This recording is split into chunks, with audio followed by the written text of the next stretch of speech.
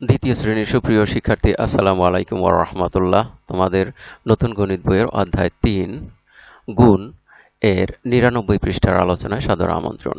আসো দেখি ৯৯ পৃষ্ঠাতে কি রয়েছে। এখানে একটি মূল প্রশ্ন রয়েছে, মিনা একদিনে একটি বইয়ের ১২ পৃষ্ঠা পড়তে পারে। ৪ দিনে সে ওই বইয়ের কত পৃষ্ঠা পড়তে পারে? এখানে লক্ষ্য করো ১২ পৃষ্ঠা পড়তে পারে, তাহলে প্রতিদিন অর্থাৎ একদিনে ১২ পৃষ্ঠা পড়তে পারে, ৪ দিনে কত পৃষ্ঠা পড়তে পারবে? তাহলে এখানে দেখো ১ × ২ = ১২, ১ × ২ = ১২, ১ × ২ = ১২, ১ × ২ = ১২। এভাবে ৪ দিন সে পড়েছে। ৪ দিনে দেখো ১টা ১০, ২, ৩, ৪, ৪টি ১০, ৪ ১০ আর ২ আছে কয়টা? ১টা, ২টা, ৩টা, ৪টা, ১ ১০ ২ আরো হলো এখানে হলো ৪ ১০ আরো হলো ২টা করে ৪, তাহলে ১ ২ ৩ ৪ ৫ ৬ ৭ ৮। এখানে আছে ২ × ৪ দিয়ে হয় ৮, আর এখানে ১০ × ৪ সমান হলো ৪০, তাহলে ৮ এখানে ৪০ আর এখানে হলো ৮, ৪৮। এটা দেখো কিভাবে দেখানো হয়েছে। এখানে ১২, তাহলে ১২র সাথে গুণ দেব হলো ৪। ১২ ৪ গুণ করে আমরা পেলাম ৪ ১০ ৪০ আর হলো ৪ ২ ৪ ৮ ৪৮। তাহলে এখানে ১২ ৪ গুণ করে পেলাম ৪৮। এটা কিভাবে গুণ হয়েছে লক্ষ্য করো। তুলি বলছে, আমরা প্রথমে ৪ দ্বারা একক স্থানের অঙ্ককে এবং পরে দশক স্থানের অঙ্ককে গুণ করি। এখানে গুণটা দেখানো হয়েছে, লক্ষ্য করো। এই ৪ দ্বারা প্রথমে একক স্থানের অঙ্ক ২, এই ২কে গুণ করা হয়েছে। আমরা জানি ৪ ২ × ৮, সেই ৮ একক স্থানে বসানো হয়েছে। আবার এই ৪ দিয়ে এই যে দশক স্থানে ১ রয়েছে, এই ১কে গুণ করা হয়েছে। গুণ করে পাওয়া গেল কত? ৪ ১ ৪। তাহলে এখানে দশক স্থানে ৪ পাওয়া গেল। তাহলে সব মিলিয়ে সংখ্যাটি হলো ৪ ৮ ৪৮। ৪ ১০ ৮ ৪৮। তাহলে ১২ × ৪ সমান পেলাম ৪৮। পৃষ্ঠার সংখ্যা পেলাম ৪৮ পৃষ্ঠা। তাহলে এবার আসো আমরা গুণ করি। প্রথমেই আমরা একের গুণগুলো করব।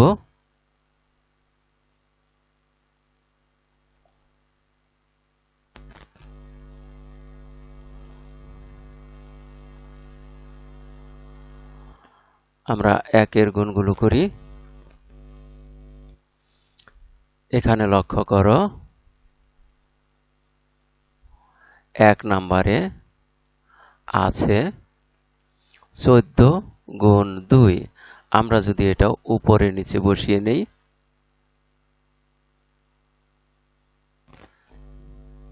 তাহলে উপরে নিচে বসিয়ে আমরা গুণ করে দেই।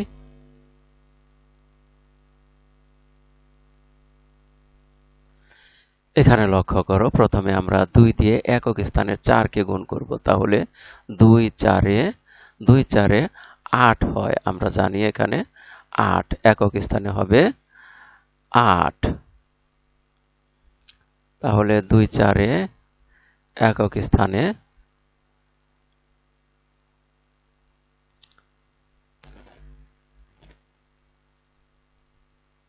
আমরা লিখব ৮।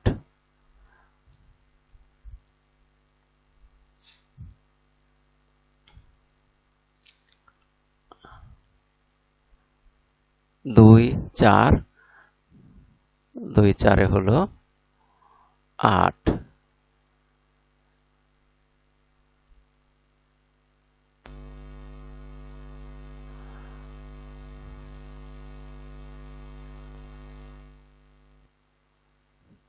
২ ৪ হলো ৮। তারপরে আবার এই ২ দিয়ে ১কে গুণ করব। তাহলে ২ ১ ২। তাহলে আমরা পেলাম দশক স্থানে পেলাম 2 আর একক স্থানে 8, মিলিয়ে হলো 28।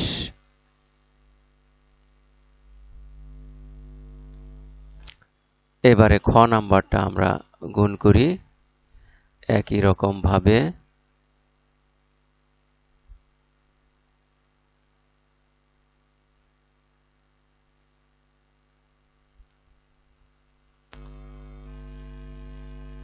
উপরে নিচে বসিয়ে যদি গুণ করি তাহলে লক্ষ্য করো এখানে প্রথমে 3 দিয়ে 3 কে গুণ করব, একক স্থানের 3 কে, তাহলে 3 3 এ আমরা গুণ করলে পাই 9।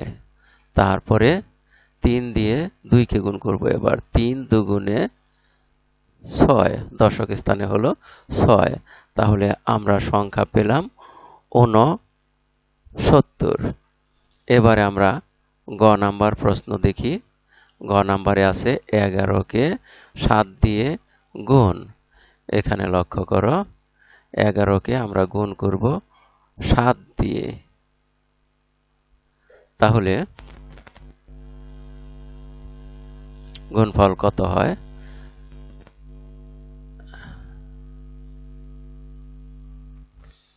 প্রথমে 7 দিয়ে একক স্থানের 1 কে গুণ করি, 7 1 কে 7, তারপরে দশক স্থানে গুণ করি, আবার এই 7 দিয়ে 1 কে গুণ করি, দশক স্থানের 1 কে, 7 1 কে 7, তাহলে গুণফল পেলাম 77। এবারে আমরা ঘ নাম্বারের এটার গুণ করব।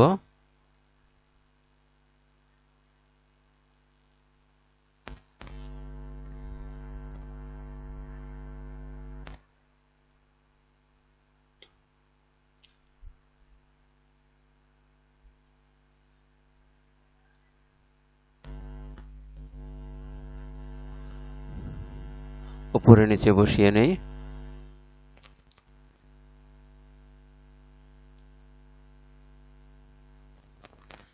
তাহলে প্রথমে 3 দিয়ে আমরা এই 2 কে গুণ করব একক স্থানের, তাহলে 3 দুগুণে 6, আমরা 3 দুগুণে পেলাম একক স্থানে 6, তারপরে আমরা গুণ করব 3 দিয়ে দশক স্থানের 3 কে, তাহলে 3 3 এ 9, 9 হলো দশক স্থানে, তাহলে গুণফল পাওয়া গেল 96। এবারে ও নাম্বারে আমরা 34 কে 2 দিয়ে গুণ করব, তাহলে আমরা এটা নিচে বসিয়ে নেই। এবারে লক্ষ্য করো আমরা প্রথমে 2 দিয়ে একক স্থানের 4 কে গুণ করব, তাহলে আমাদের গুণফল হয় 2 4 এ 8, 2 4 এ 8। এবারে দশক স্থানে গুণ করব 3 কে, 2 আর 3, তাহলে 2 3 এ 6, তাহলে আমরা গুণফল পেলাম 68। এবারে চ নাম্বারে দেখো 21 কে 4 দিয়ে গুণ করা হয়েছে, 21 কে আমরা গুণ করব 4 দিয়ে, তাহলে উপরে নিচে বসিয়ে নেই।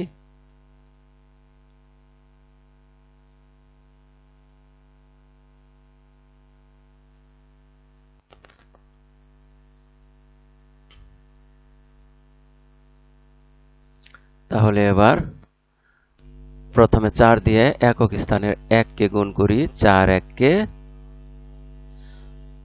4, তারপর দশক স্থানের 2 কে গুণ করব 4 দিয়ে, 4 দুগুণে 8,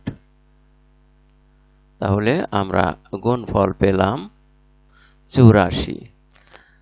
আমরা 1 নাম্বার প্রশ্নের সমাধান করে ফেললাম। এবারে দেখব 2 নাম্বার প্রশ্নে কি রয়েছে। তাহলে এই 2 নাম্বার প্রশ্নের সমাধান আমরা করি।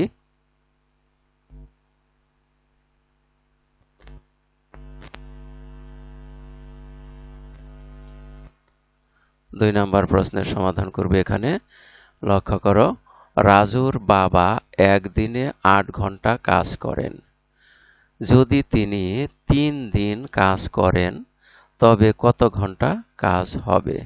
এটা খুব সহজ, যেহেতু এখানে একটি সংখ্যা 8 আর এখানে একটি সংখ্যা 3, তাহলে আমরা 8 এর গুণের নামতা করলেই আমরা পেয়ে যাব গুণফলটি, অর্থাৎ কত ঘন্টা কাজ করে তা আমরা সহজেই বের করতে পারবো। তাহলে 8 গুণ 3 সমান, আমরা 8 এর গুণের নামতা হিসাব করি। 8 একে 8, 8 দুগুণে 14, 8 তিনে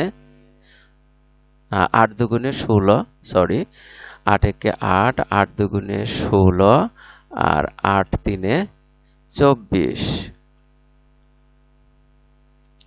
তাহলে আমরা পেয়ে গেলাম 24 ঘন্টা। তাহলে তবে কত ঘন্টা কাজ হবে? আমরা উত্তর লিখব 24 ঘন্টা কাজ হবে। 24 ঘন্টা কাজ হবে। তাহলে 2 নম্বর প্রশ্নের সমাধান হয়ে গেল। এবারে আমরা দেখি তার পরের প্রশ্নটার সমাধান। পরের প্রশ্নটিও আমরা নিয়ে নেই।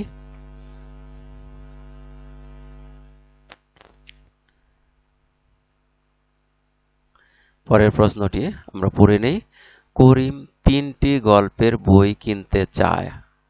প্রতিটি বইয়ের মূল্য 30 টাকা। বই কিনতে তার কত টাকা লাগবে?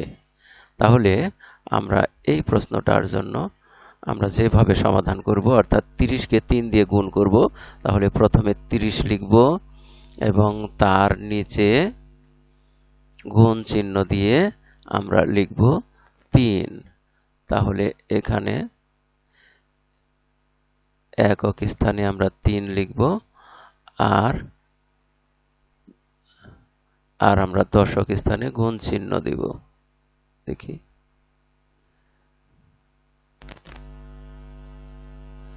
আমরা গুণ চিহ্ন দিয়ে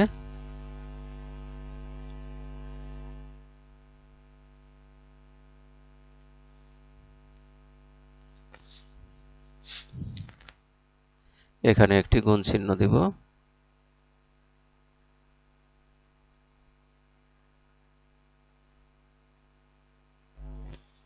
গুণ চিহ্ন দিয়ে নিলাম।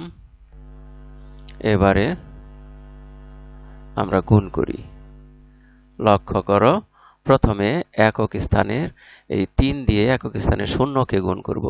3 দিয়ে শূন্যকে গুণ করলে আমরা শূন্যর নামতা শিখেছি যে শূন্যের নামতা হলো শূন্য দিয়ে যাকেই গুণ করি না কেন গুণফল হবে শূন্য। তাহলে আমরা এখানে 3 দিয়ে শূন্যকে গুণ করলে বা শূন্য দিয়ে 3 কে গুণ করলে একই গুণফল হয়, তা হলো শূন্য। তাহলে আমরা একক স্থানে লিখলাম 0। এবার 3 দিয়ে দশক স্থানের 3 কে গুণ করব। দশক স্থানের 3 কে যদি গুণ করি তাহলে 3 3 9, তাহলে দশক স্থানে বসবে 9। আমরা দশক স্থানে লিখলাম 9। তাহলে গুণফল পেলাম 90। বই কিনতে তার কত টাকা লাগবে? আমরা লিখব বই কিনতে 90 টাকা লাগবে। 90 টাকা লাগবে দিয়ে দাঁড়ি। আমাদের 3টি প্রশ্নেরই উত্তর হয়ে গেল। আর এর মধ্য দিয়ে আমরা এই পাঠের শেষ প্রান্তে এসে পড়েছি। এতক্ষণ ধৈর্য সহকারে সম্পূর্ণ ভিডিও দেখার জন্য তোমাদের সবাইকে জানাই অনেক অনেক ধন্যবাদ। সেই সাথে পরবর্তী ভিডিও দেখার আমন্ত্রণ রইল। Thank you very much for watching and keep watching for the next video. আসসালামু আলাইকুম ওয়া রাহমাতুল্লাহ।